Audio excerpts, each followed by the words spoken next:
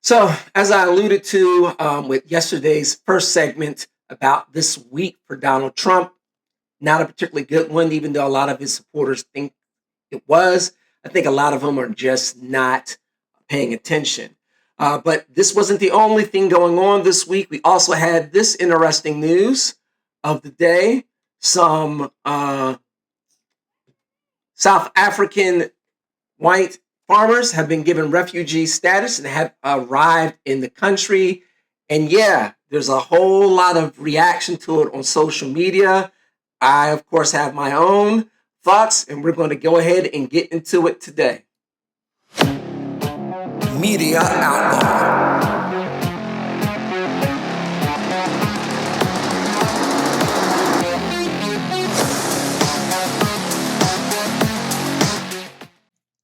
Well, as you can see, I had to go and change my shirt.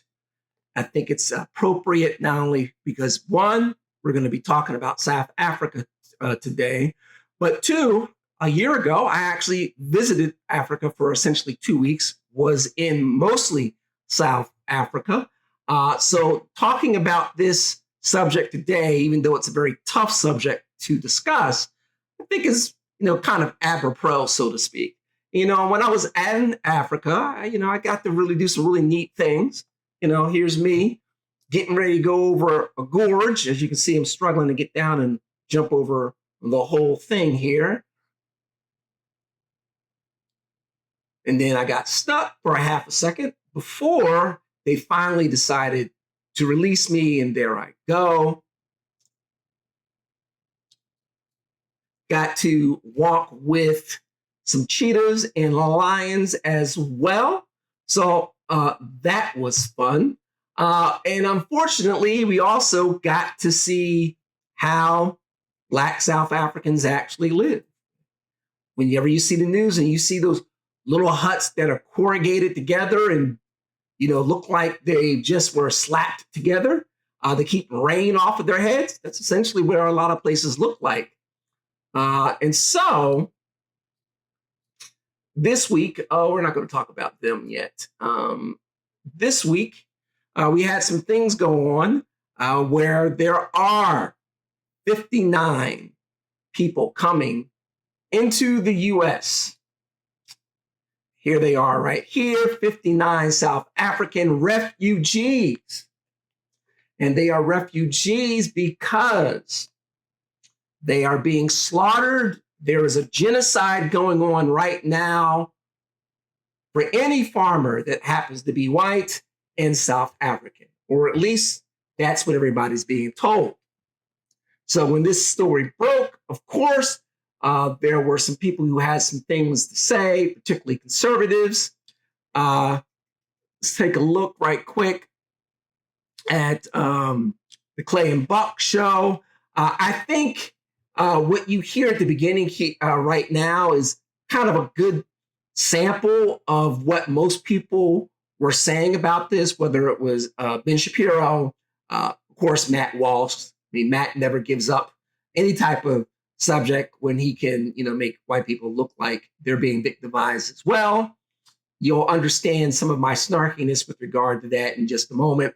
But let's take a listen. And like I said, this is kind of what the tenor of the commentary, at least most of it, was. Never thought would come up in quite this way. The Democrats are just furious about America's warm embrace of African migrants into our great nation. They all of a sudden have a problem with, I thought we were a nation of immigrants. I thought that everything was supposed to be this way, where we just bring in people from wherever. Or in fact, they thought it was supposed to be that people could just choose to come. They could break our laws. They could just show up. We all know what's going on here. And it's very interesting because they're quite upset by the situation. And it's because I think it shows a lot of the rot, the moral and intellectual rot that has completely overtaken the Democrat Party and the left, and specifically on issues relating to not just immigration, but race. Intellectual rot. It's a pretty good phrase when talking about the Democrats and any issues related to race. Unfortunately, for Clay and Buck and Matt Walsh, Ben Shapiro, and even my homie Megyn Kelly, this is not a story about Democrat hypocrisy.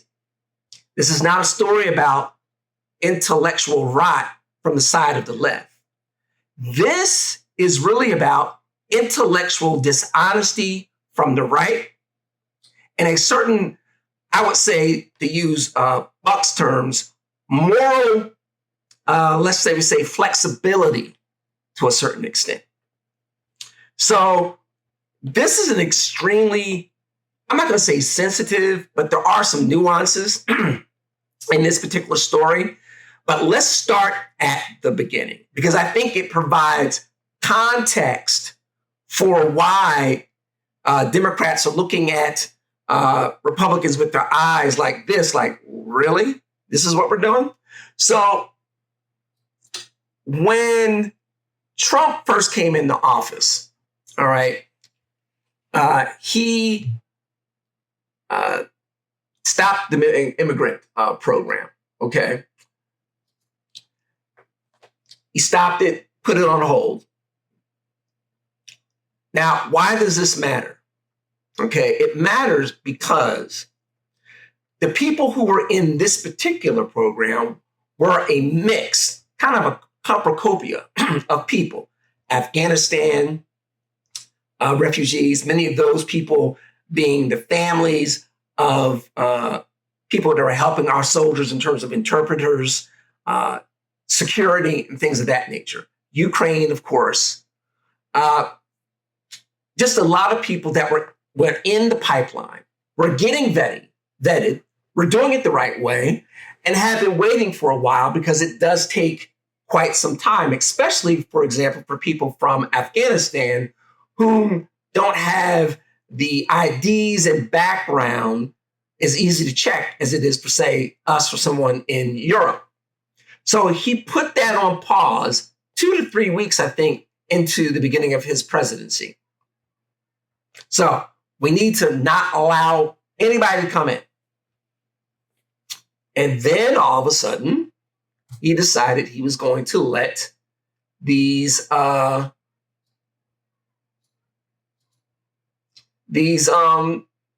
Africans in. All right. So what's the problem with that? Like, what's the deal? And I would say the deal is this. So let's look at it from, I would say, a Democrat point of view first. Okay. Democrats believe that migrants, however they come into the country, they deserve a hearing. And they deserve a hearing and asylum given to them because, let's face it, they're fleeing violence. They have cartels who are taking over their towns. They're raping their daughters. They're killing whole families. And so the scam is you don't need to go into a port of entry to claim asylum. You just need to come in any way you can. And as soon as the Border Patrol catches you, you say you're trying to get asylum. Now, Republicans, we've wholeheartedly rejected that argument because A, we know they're coming here for economic reasons. They can't make any money in their country. They want a better life for themselves. They want a better life for their children. We're willing to give them a whole lot of resources in order to make that happen. And so they come here. And they come here by any means necessary. They don't really care about following the rules. And as a result, Republicans are like, no, you don't get asylum for economic reasons. And then the violence, nobody disputes that there's violence going on in, say, Mexico or in Haiti with the roving gangs that have started to multiply on that part of the island. But those are issues of crime. The cartel is something that the Mexican government is supposed to be taking care of. It's a crime issue. And as a result, we reject the idea that these migrants should be given asylum. But lo and behold, all of a sudden, these South Africans come in here. Let me find the picture here. I got to find exactly where it was. Let me see where. Nope, that's just me again. Yes, here we go. Now, 59 have come in. There's a total of 7,000 or 8,000 that might be able to come into the country. Now, why is that? It's very simple. And then you'll see why the Democrats were looking at Republicans a little bit weird. So what's happening in South Africa is two things. First and foremost, the government is confiscating farmland that has been in these people and others' family for a few generations without compensation. They're essentially seizing it and then giving it to a Black South African. So they're losing their property. They're not getting any compensation. And so that's a problem for them, obviously. The other thing that's happened is there has been violence with the farmers happening in the country as well. A number of farmers have been killed. Some have been killed and raped during the events as well. And so you go on Facebook, on Twitter, you listen to some of the comments that President Trump has made. There's a genocide going on with regard to these white farmers. They're being targeted, they're being killed. And therefore, they should get refugee status. Now, this is why Democrats are like, wait, what? We just said that migrants are being targeted, facing violence, being killed and raped, and you said they don't deserve refugee status. But you're saying now these farmers are facing violence, have been killed, and therefore they deserve refugee status. So I don't think the headline is, oh, Democrats found some refugees that they like. It's, oh, it's Republicans who find some people that they think should deserve refugee status. So this is a certain level of hypocrisy. So let's go through this extremely methodically, because there's a lot of rumors flying around on Twitter with different videos, different assertions from people. I've been arguing with people on Facebook for 3 days, and I keep hearing the same things over and over again that happen to be untrue.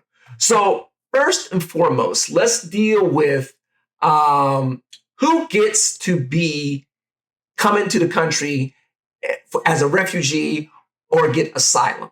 All right, let's kind of talk about that first. So here we go. Well, let me back up. We'll get to that in a second. I want to actually go through this first. So assertion number one, white farmers are being killed, and it's a genocide. Let's look it up. So this is from ChatGPT. Since 2020, the number of reported murders, of white South African farmers varies significantly depending on the sources. Some sources are credible, some sources aren't. According to the South African police, they're about as official as you can get, targeted killings of farmers, both white and Black, have continued, but specific statistics for white farmers are often not detailed. So there may be some missing information here. However, organizations like AfriForum have stated that there have been at least several dozen murders of white farmers each year since 2020. Reports suggest that around 20 to 30 white farmers were killed annually during this particular period, with some estimates indicating a total of approximately 80 to 100 murders from 2020 to 2023. So, farmers are being killed. So that's happening. So the two questions that become, is it a genocide? And is it the government doing the killings? So while it feels a little bit gross to kind of do this, let's take a look here. All right. So I did a little, hold on a moment while this thing moves forward a bit. All right, there we go.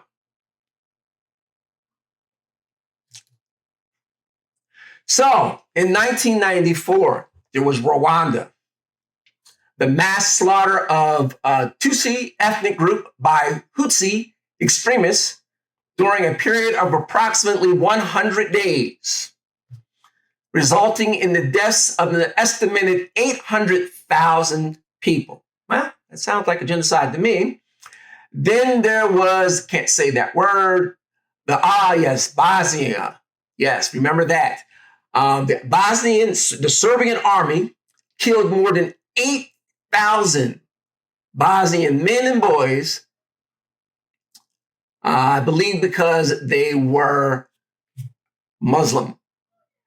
Then there was Darfur from 2003 to present day.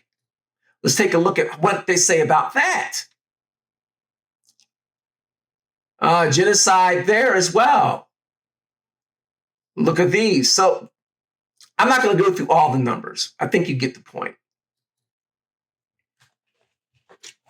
There are genocides that have happened. The most famous being, of course, the one done in World War II against the Jews. Millions were killed. We had 800,000 killed in Rwanda. Bosnia, 8,000. As gross as it is to have to compare one death versus another and say which one is more impactful, is the reality is it's just so annoying. A genocide is not 100 people. It's not 300 people. It's not even 400 people. You're not facing a genocide until you are getting thousands of deaths. Thousands. Not a few hundred, not a few dozen. Thousands of deaths. So objectively, we can just put the whole genocide thing aside because not nearly enough white farmers have been killed to justify that description. Again, it's gross to have to talk about this, but literally, we have people on social media right now running around saying this, and it's saying that as a result, they should be let into the country, but these other people should not be. Well, as he just showed you, there is no genocide happening here. None. Now, second thing, are they being targeted by their government? Well, this is where it gets a little bit tricky. So let me go to this next graphic here. All right. So I'm going to bring this up because I want to make sure that I actually do this correct. I've got some things here. So we're going to talk about this first. Okay. So again, this is from ChatGPT. All right. And so it's an extremely important thing to go over when it comes to, are they being targeted by their government? Because there needs to be some context here. So by context, the government is seizing their land without compensation. Their justification? Well, it's not their land, really. Their family did not pay Black owners for the land. The government came and took it. And they didn't take it 300 or 400 years ago, even though the Dutch, who make up mostly the South Africans, Dutch, then there was Germans. They started colonizing that area around the late 1700s. But even that early, Black South Africans still had land use. That started to change in the 1900s. So look at this. Land Acts and Policies. The 1913 Natives Land Act, so a law passed by the government at that time, which was all white people, was one of the first significant pieces of legislation that restricted land ownership for Black South Africans, allocating only about 7% of the country's land to them. 7%, and not the good land, not the good farming land, not land that was where you could put a lot of cattle, but just land, okay? This was further expanded through various other laws over the years, including the 1936 Natives Trust and Land Act. It is estimated that approximately 3.5 million Black South Africans were forcibly removed from their land between 1913 and the end of apartheid in 1994. By that time, Black South Africans were only allowed to own about 13% of the country's land, despite making up the majority of the population. So, there you have it. Land, Black people owned it, they lost it. How did they lose it? This is very important as well. So look at this particular thing here, okay?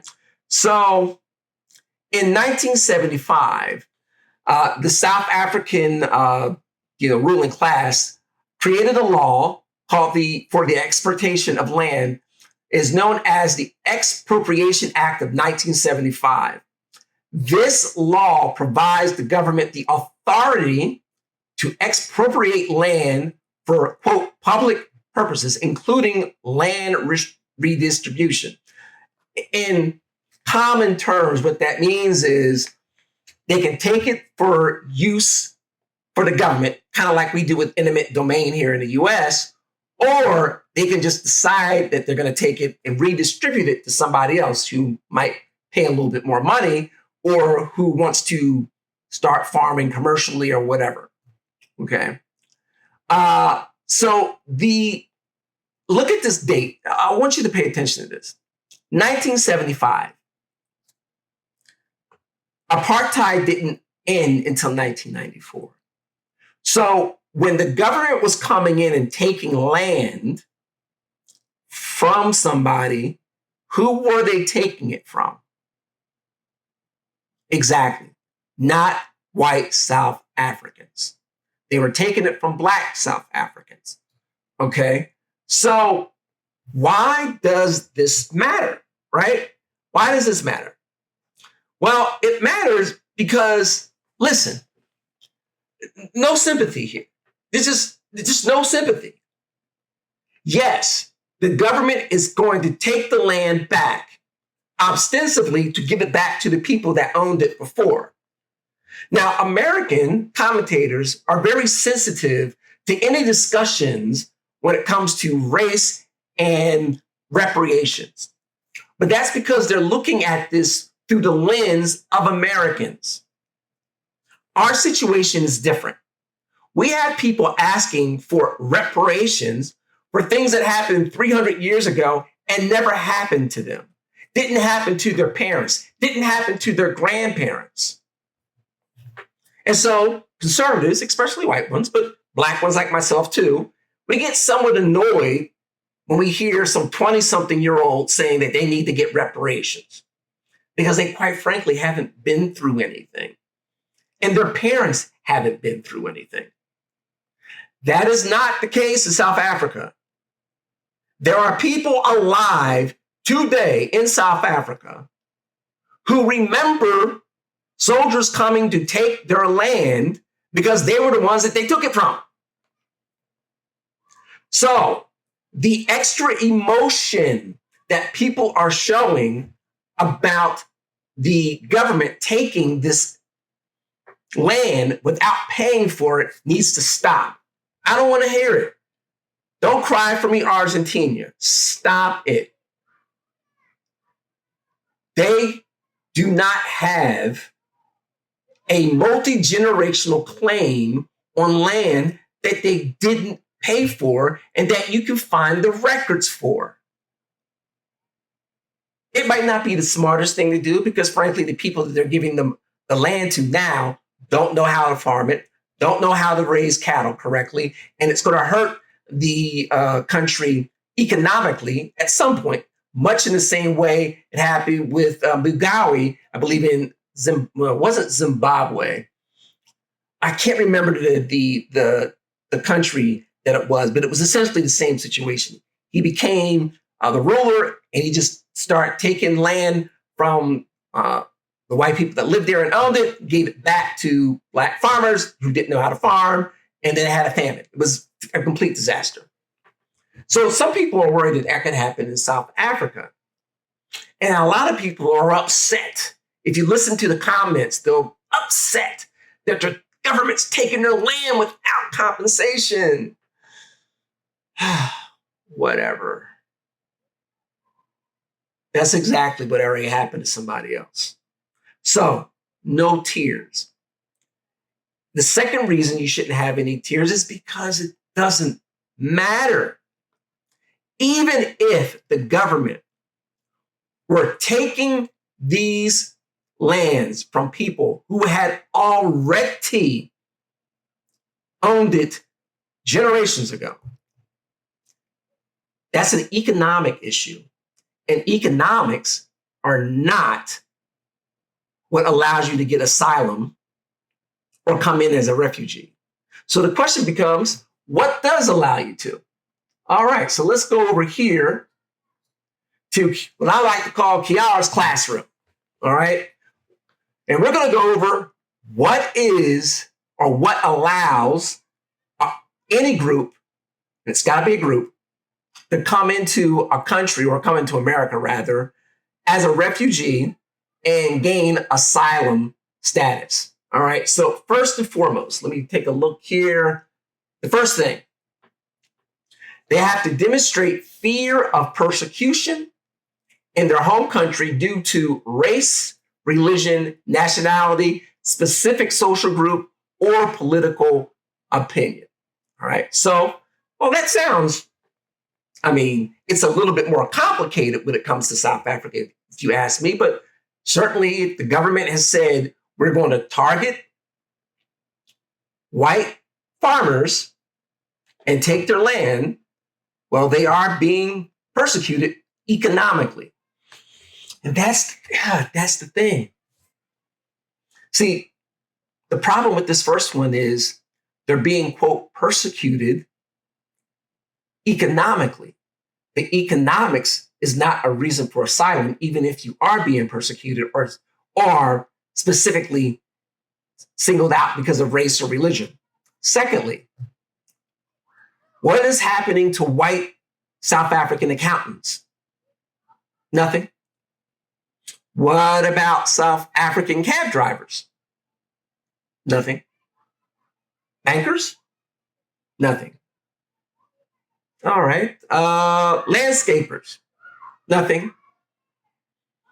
Jewelry store owners? Nothing. In other words, the violence that can be attributed to the killing of some of these farmers, specifically over their land that they don't want to give up for obvious reasons, is happening to them, but it's not happening to any other South Africans. You see, in a genocide, when someone's coming for that ethnic group, someone's coming for that racial group, it does not matter to them what your profession is. All they see is you're Jewish. They see that you are Tutsi. They see that you are in the Middle East, the fractions of, with Muslims, Sunni versus Shia. That's all they care about. And so that distinction also disallows them the status that they're looking for. So what's the second thing that we have to look at? Okay? Show violence as a result of those traits. In other words, the violence that has happened to you has to be because of your race, your religion, your ethnic group. These 80 to 100, let's make it 200 or 300. Doesn't matter. It's not as high a number as a genocide. They weren't just killed because they were white. They were killed because over the farmland. And the people that attacked them were not government soldiers, and they were not government police. You see, this is one of the things that's been annoying me about this story in talking to people and debating with them about it is when the land was taken from the Black South Africans, it was taken by soldiers. They came to the land and forced people to leave. And if they didn't leave, they either went to jail or they got shot. Like that actually happened in the thousands. That is not happening to these white farmers. The deaths that have occurred have been with gangs who don't like the fact that these particular white people have this land, or individual disputes, which again, this makes it a crime issue in the country. Now, it's a very unfortunate and very sad crime issue, but unless or until the government starts sending soldiers and killing the farmers, they do not or cannot show that the violence that's happening to them is because of just their whiteness. And then the last one,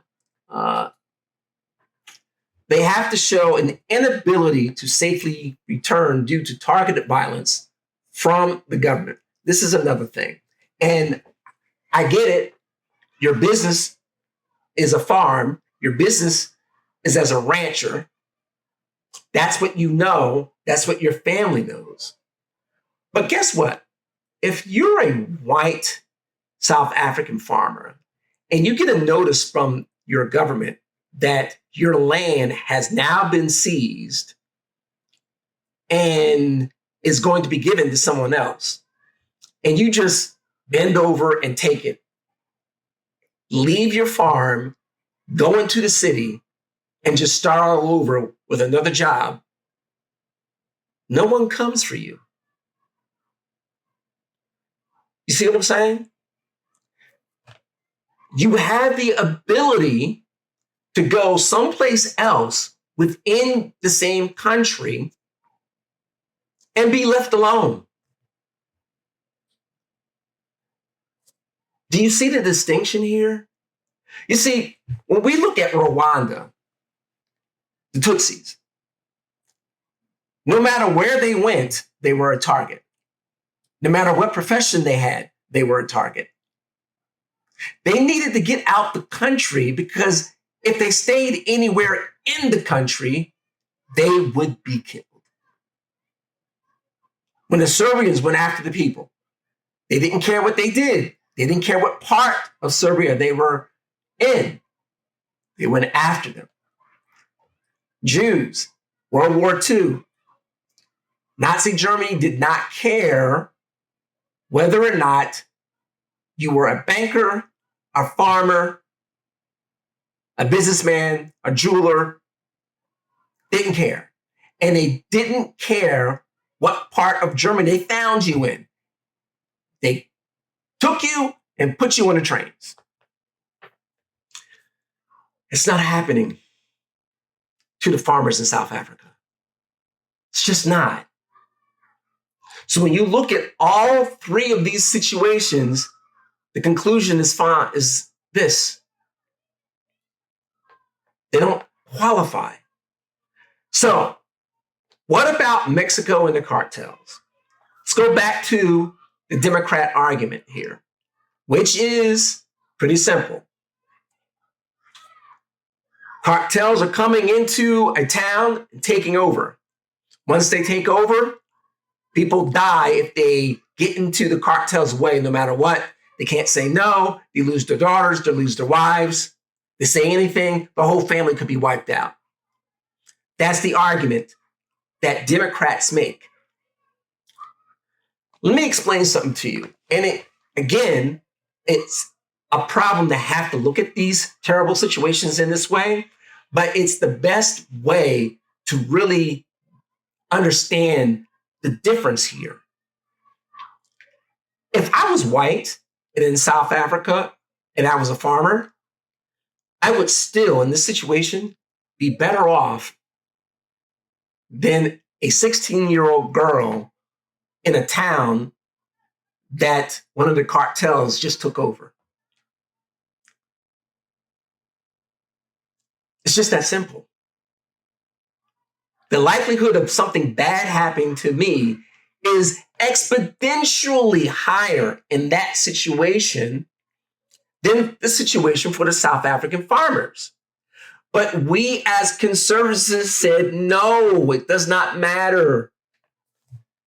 What's happening with the cartel is terrible, but you don't meet these three categories if you're a migrant coming from Mexico or South America or Haiti. And if they don't qualify, we can't turn around and say these farmers now do, when what the farmers are facing is nothing like the migrants have been dealing with. In other words, if you're going to use the violence and targeting of that violence for the white guys, you have to use it for the brown people. It's just that simple. And I hate to say it that way, but that's just the way it is. I mean, it's unfortunate, but look, it just is the way it is. So here's what you got to look at is why the hypocrisy. Now, if you're a Democrat, you'll say because Republicans are racist. I'm a Republican, so I'm not, I'm a Republican, and black. So of course I hate myself, according to the Democrats. Now, do I think people like Matt Walsh, Clay, Megan, any of the, Elon, any of the people who are advocating for this are racist? No, I don't.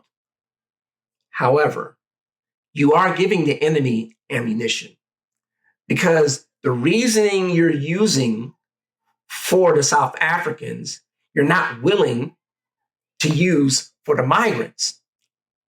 And their situations are the same. Different circumstances, but it's the same principle. And you are naturally going for the blonde-haired, blue-eyed people? I mean, do you see how that can look? In my book that I wrote on leadership, American Backbone, there's a section of the book where I talk about how when Donald Trump was in office the first time, that a lot of I wouldn't say mistakes, but a lot of the problems that he had was because he would say or do something that gave ammunition to his critics, that could be twisted, turned, or developed a storyline to make things look exactly the way they think of him. And I would always say, stop giving your enemy ammunition. And I think that concept applies here. Conservatives and Trump, frankly, have given their critics ammunition here with regard to you only care about the white people, because literally there's no difference between the arguments for either group.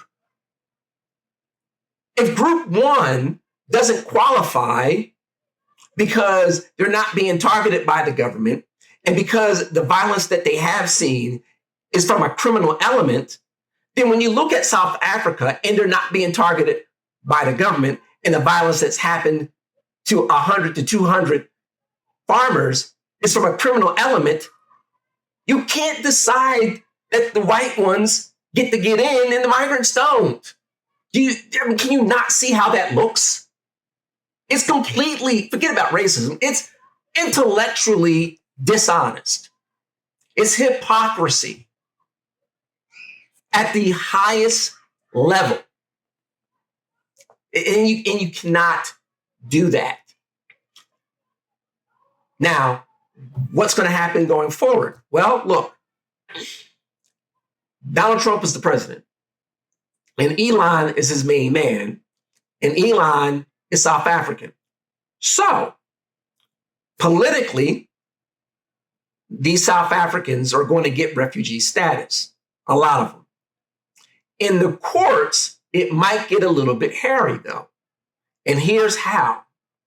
Because anybody that wants to, and it's funny because, and now that I think about it, they still would be able to get away with it because Democrats are not in a position to challenge this in court, really, because it's up to the federal government to decide who gets to get refugee status and who doesn't. And it's not as if the Democrats in the Congress or Senate can, force a hearing to keep these South Africans from coming in. When they go, so in other words, just in case you don't know, they're being in refugee status, but then they still have to go to a court hearing for asylum. So when they go to it, there's no opposing counsel. It's just the government petitioning a judge. There's no opposition.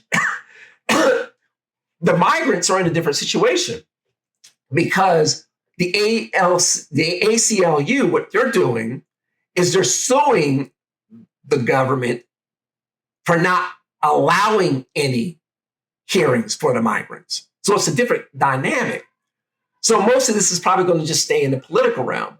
But within that, the Democrats have an argument to make because they can just get up and say, well, look, you said these things are why the migrants don't qualify for asylum. If that's true, then these people over here don't. Now, maybe some Democrat governors might be able to put something in place legally if they're going to get resettled in a particular state. If the governor wanted to, I imagine they could probably do some sort of legal maneuvering to try and stop it. I mean, Lord knows they try everything else in court. But we don't have a good argument here. We just don't. And, it's a shame, but this is kind of just the way it is. And so I'm going to end this segment with the following, because I've been getting a lot of pushback about this. I've been a conservative since the day I was born. I voted for Donald Trump 3 separate times. I always vote Republican. I'm a conservative. And yet, my opposition to this has made people say, I just don't want to support them because they happen to be white, which I find a little bit curious because, for the last 4 years, you didn't want to help out the people who were brown skinned. But all of a sudden, I'm the one that's looking at race. Well, I'm not. Here's my point of view, okay? the migrants do not qualify for asylum. The violence that they see is the criminal element. The government is not targeting them. They're not being targeted specifically because of the race, religion, or anything else. Therefore, they do not qualify. All right? The white South African farmers, they do not qualify. The violence that's happened to them has not been from the government, has not been from soldiers, has not been from police. It has not even been a high number. Any death by murder is bad, but within the context of this conversation, it doesn't rise to the level of emotionality that I see people saying online. It just doesn't. And it's unfortunate, but it's true. Neither group qualifies. That's called intellectual honesty. That's called consistency, equivalency, treating each group the same. Because they are. Their circumstances are the same in principle. And that means that the white South Africans do not deserve asylum. And if you disagree, you're welcome to do so. But by definition, morally and intellectually, you then have to say that the migrants coming from Mexico, Haiti, or South America qualify for asylum as well. That's going to do it for this segment. Remember to subscribe at mediaoutlaw.com, Substack newsletter, writings, video, podcasts. If you have any feedback or any comments, put them down below as well.